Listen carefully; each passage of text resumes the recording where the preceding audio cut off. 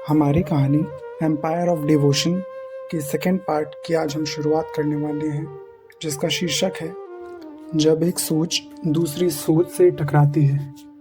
कभी कभी ज़िंदगी में एक ऐसा पल आता है जो बाहर से बहुत छोटा लगता है, लेकिन अंदर से वो इंसान की पूरी दिशा ही बदल देता है। ये पल शोर के साथ नहीं आता, कोई धूमधाम नहीं होती, कोई बड़े ऐलान नहीं होते, लेकिन उस पल के बाद इंसान वही नहीं रह जाता जो पहले था। शीला के जीवन में भी ऐसा ही एक पल आया और उस पल का नाम था भगवान रजनीश। पहले के दौर में जब लोग उन्हें सुनते थे तो उनका तरीका बिल्कुल अलग लगता था।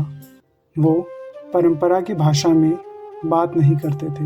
वो लोगों को डराकर धर्म की तरफ नहीं बुलाते थे। उनकी बातों में एक अलग ही अंदाज था। वो कहते थे कि इंसान को अपनी पूरी ज़िंदगी जागरूकता के साथ जीनी चाहिए। वो कहते थे कि समाज के बनाए हुए कई नियम बस आदत बन चुके हैं, सच नहीं। ये बातें कई लोगों को अजीब लगती थी।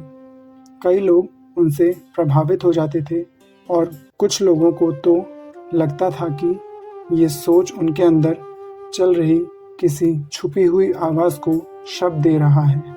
जब शीला ने पहली बार रजनीश को सुना तो उसके लिए ये सिर्फ एक प्रवचन नहीं था। उसने एक ऐसे व्यक्ति को देखा जो बिल्कुल निश्चिंत लग रहा था। ऐसा व्यक्ति जिसे लोगों की राय का डर नहीं था। ऐसा व्यक्ति अपनी बात पूरी निश्चय के साथ कह रहा था। और कभी कभी ऐसा होता है कि जब एक मजबूत व्यक्तित्व दूसरे मजबूत व्यक्तित्व से मिलता है तो उनके बीच एक अजीब सा संवाद शुरू हो जाता है। ये संवाद शब्दों का नहीं होता, ये संवाद विचारों का होता है। शीला के अंदर बचपन से एक चीज़ थी, नियंत्रण को समझने की इच्छा। उसने हमेशा देखा था कि दुनिया में फैसले कौन करता है और कौन उन फैसलों को मानता है। अब उसके सामने एक ऐसा व्यक्ति था जिसके आसपास लोग अपनी मर्जी से जमा हो रहे थे। कोई मजबूरी नहीं थी, कोई दबाव नहीं था, फिर भी लोग उसकी तरफ खींचे चले आ रहे थे। ये एक अलग ही प्रकार की शक्ति थी। इसे समझने के लिए एक छोटा सा मनोवैज्ञानिक सिद्धांत समझना ज़रूरी है कि जब कोई व्यक्ति बहुत आत्मविश्वास के साथ बोलता है, जब उसके शब्दों में स्पष्टता होती है और जब उसके चेहरे पर संकोच नहीं होता, तो लोग उसकी बात पर ध्यान देने लगते हैं। धीरे धीरे लोग उसकी बात को मानने भी लगते हैं। इसी को कभी कभी आकर्षण का प्रभाव कहा जाता है। लेकिन यहाँ एक और चीज़ भी हो रही थी। शीला सिर्फ सुन नहीं रही थी, वो देख भी रही थी। वो देख रही थी कि रजनीश के आसपास एक समुदाय बन रहा है। लोग आते हैं, लोग रुकते हैं, लोग अपनी पुरानी ज़िंदगी छोड़कर यहाँ नए तरीके से जीना चाहते हैं। लेकिन जहाँ लोग होते हैं वहाँ व्यवस्था की ज़रूरत होती है। और यही वो जगह है जहाँ से कहानी का अगला मोड़ शुरू होता है। एक समुदाय सिर्फ विचारों से नहीं चलता, उसे चलाने के लिए नियम चाहिए। नियम बनाने के लिए लोग चाहिए और उन लोगों को संगठित करने के लिए किसी को जिम्मेदारी लेनी पड़ती है। शीला धीरे धीरे इस पूरे वातावरण को समझने लगी। उसने देखा कि कई लोग रजनीश के करीब रहना चाहते हैं, कई लोग उनसे मिलना चाहते हैं, कई लोग अपने सवाल लेकर आते हैं, लेकिन हर व्यक्ति को हर वक्त मिलना संभव नहीं होता। यहीं से एक नई भूमिका का जन्म होता है, द्वार रक्षक की भूमिका। द्वार रक्षक का मतलब होता है वो व्यक्ति जो तय करता है कि कौन अंदर जाएगा और कौन नहीं।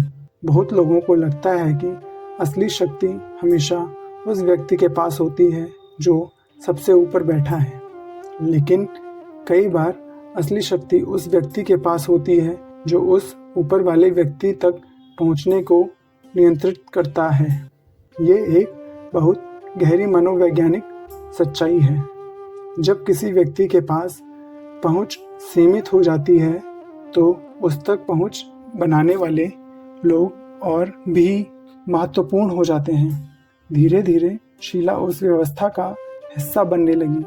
पहले छोटी जिम्मेदारियां, फिर थोड़ी बड़ी जिम्मेदारियां, फिर लोगों को संगठित करना, और धीरे धीरे एक चीज़ साफ होने लगी, उसमें प्रबंधन की क्षमता थी। कई लोग विचार दे सकते हैं, कई लोग भाषण दे सकते हैं, लेकिन हर व्यक्ति संगठन नहीं चला सकता। संगठन चलाने के लिए एक अलग ही प्रकार की सोच चाहिए, उसमें शक्ति भी चाहिए, निर्णय लेने की हिम्मत भी चाहिए, और कई बार लोगों को मना करने की ताकत भी चाहिए। शीला में ये सब धीरे धीरे दिखने लगा। लोग उसकी बात सुनने लगे, लोग उसकी तरफ देखने लगे जब किसी फैसले की ज़रूरत होती थी।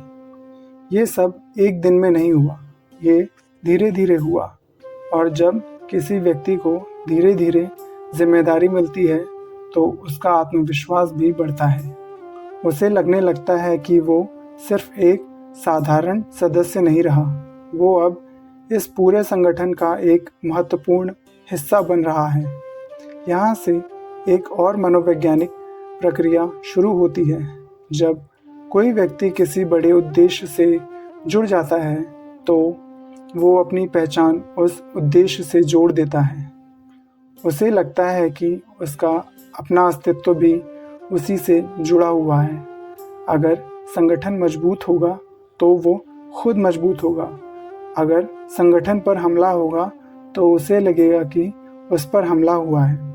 यह एक प्राकृतिक मनोवैज्ञानिक प्रक्रिया है, और इस प्रक्रिया के साथ शीला धीरे धीरे रजनीश के सबसे करीबी लोगों में शामिल होने लगी। उसकी जिम्मेदारी बढ़ने लगी, उसकी पहुंच बढ़ने लगी, और उसकी पहचान भी बदलने लगी।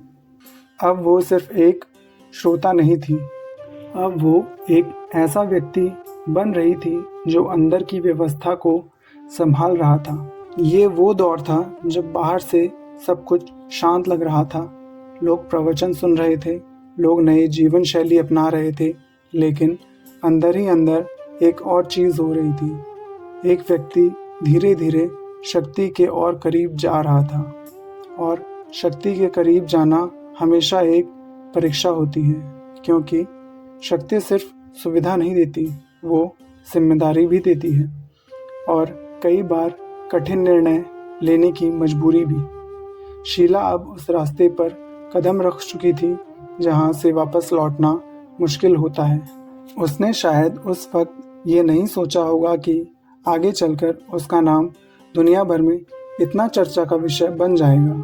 उस वक्त शायद उसके लिए ये सब सिर्फ एक उद्देश्य का हिस्सा था, एक ऐसा उद्देश्य जिसमें वो अपनी जगह बना रही थी, और कहानी अभी बस शुरू ही हुई थी।